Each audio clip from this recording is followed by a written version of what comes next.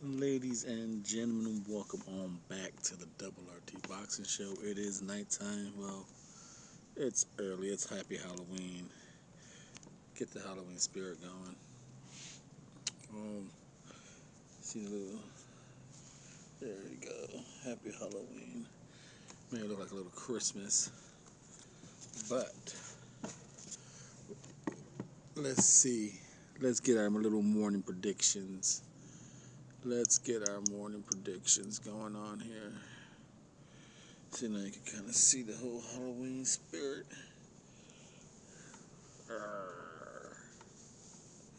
Got the whole Halloween spirit. We will start with. I'm expecting La Barbie to defeat that girl, considering her competition is very weak. Even though La Barbie's getting a hit kind of often for me, but I'm expecting her to win.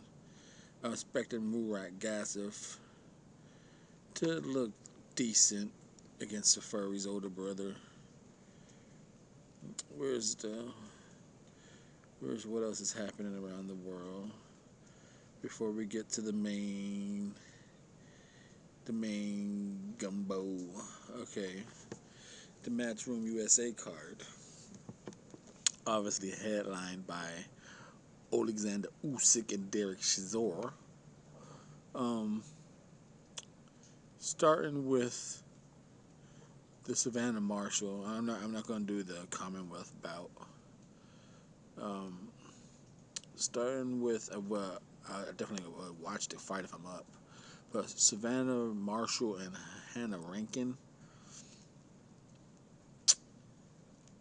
I'm going to go with Savannah Marshall. I think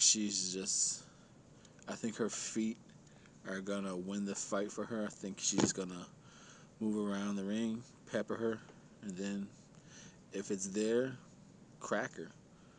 You know, it's that Peter Fury way. You know, when Tyson was with them, he had Tyson moving and hitting. When Fury's with them, he has him moving and hitting. Um, I think I think Savannah Marshall should move around the ring. Long if Hannah's gonna win that, I think Hannah with the slower feet is gonna have to like hook and punch where Savannah's gonna be moving to, not where she's at.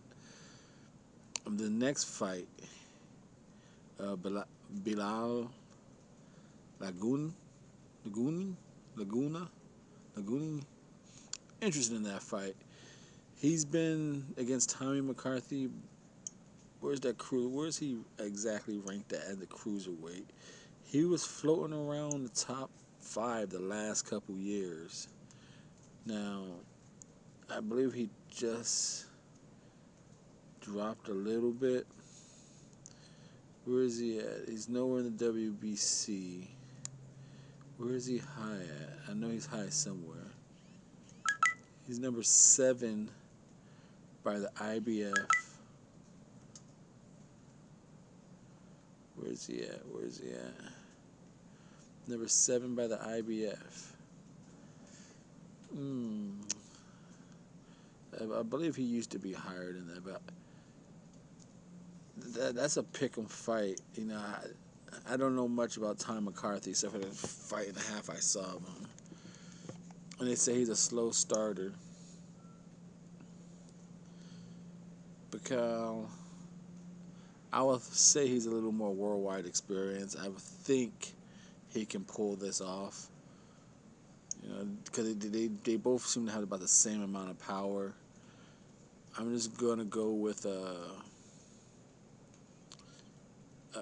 Bilal being able to use probably more ring and get off cleaner shots. With Campos Jr., I think he's gonna. That's an interesting fact because I was gonna pick Shelby, but I think Shelby just leaves his head up too high, his chin too exposed. I think he's the better boxer. I think he's gonna land more shots, more cleaner shots. But I think George is gonna land the more visualized winning shots. And I think eventually he's just gonna put the pressure and swing with Lee Selby. Because Lee Selby, I think, just backs up with his chin up high and he's gonna get caught a lot of times. And I already did the Alexander Derek Chisora video fight prediction a long time ago.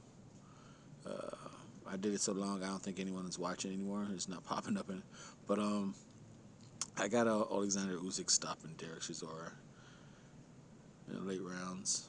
I think he's just gonna just box him to death and gas him and just knock him out, if not quit on the stool. I got Mayer. I did that breakdown.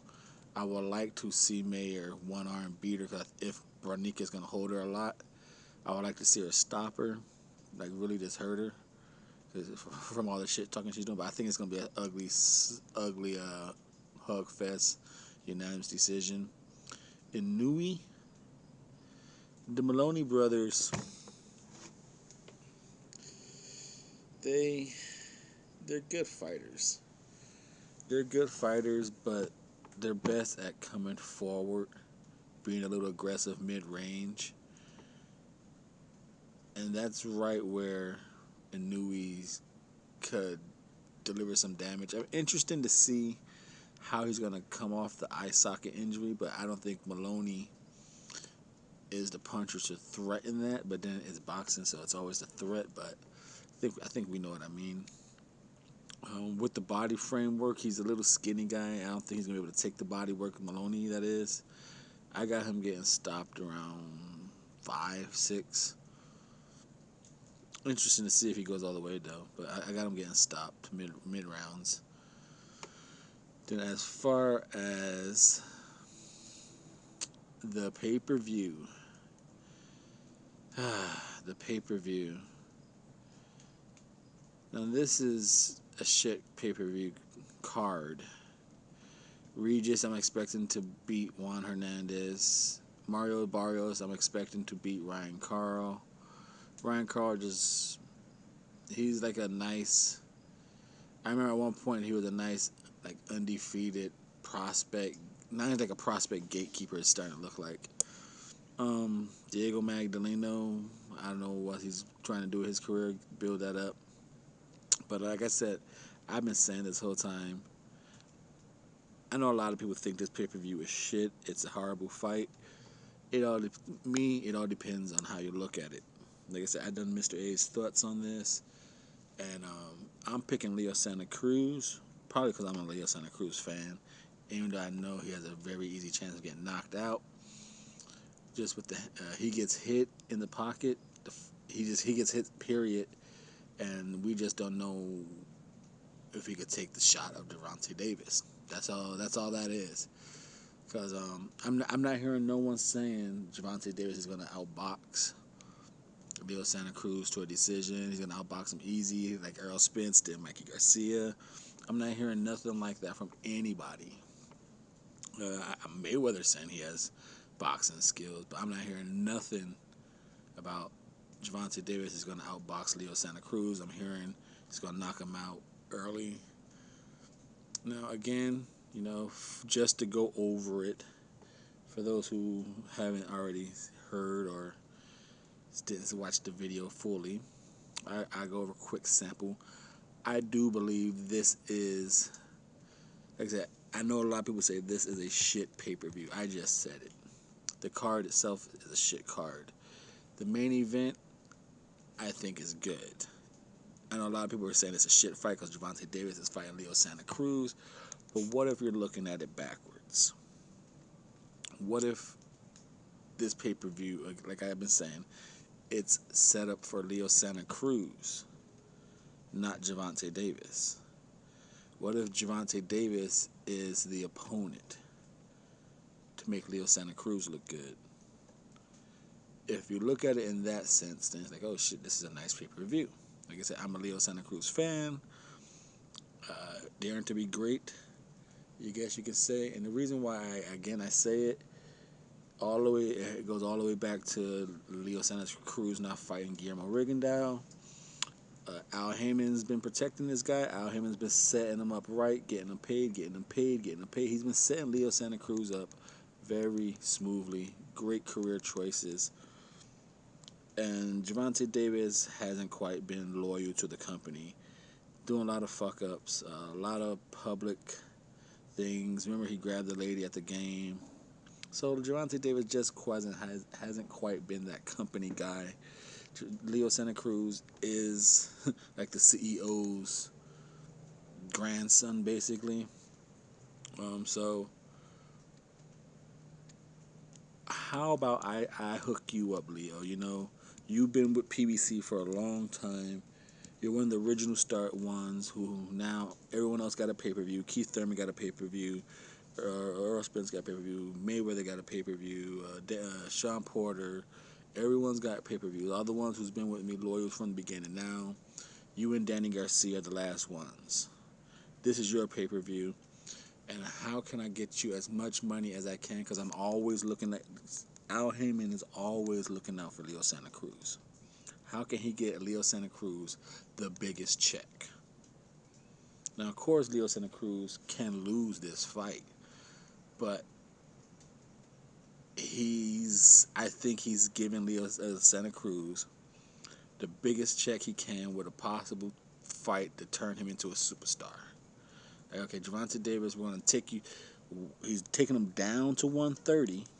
You know, if Gervonta Davis is the man, you know, why do that to the man? Well, you know, why put the future at a disadvantage like that? And the belt, both belts are on the line. Regardless who wins or not, that 130 belt is just a backup plan for Stephen Colbert. If Leo wins, he takes the 135 belt, vacates the 130. Stephen Colbert gets it. If Gervonta wins, he'll probably go back to 135, vacate the 130 belt. Stephen Colbert gets it. Again, Leo Santa Cruz fighting in Texas. You know, obviously he's going to get the Mexican fan base money. But how else can he get another big check? Who else is going to give him a big check?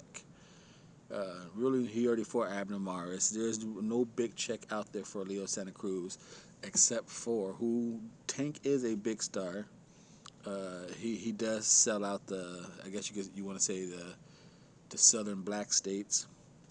You know, he's been doing Atlanta well. He's been doing he did the Maryland, Boston, the Washington D.C. area. So he's been doing those crowds well. And we know Houston, Dallas, and all them, they got a nice black fan base. So you put that in the Dallas Stadium. You got a nice Mexican fan base. You got a nice black fan base. Both people are going to get paid. But no one's going to give Leo Santa Cruz a nice fat check like Gervonta Davis. And no one's going to give Gervonta Davis a nice fat check like Leo Santa Cruz. So they're both getting paid. But again, this fight, I believe, is set up for Leo Santa Cruz. And I'm going with him on the upset with the hoping that he doesn't get knocked out and can handle that power. Thank you for your time and support.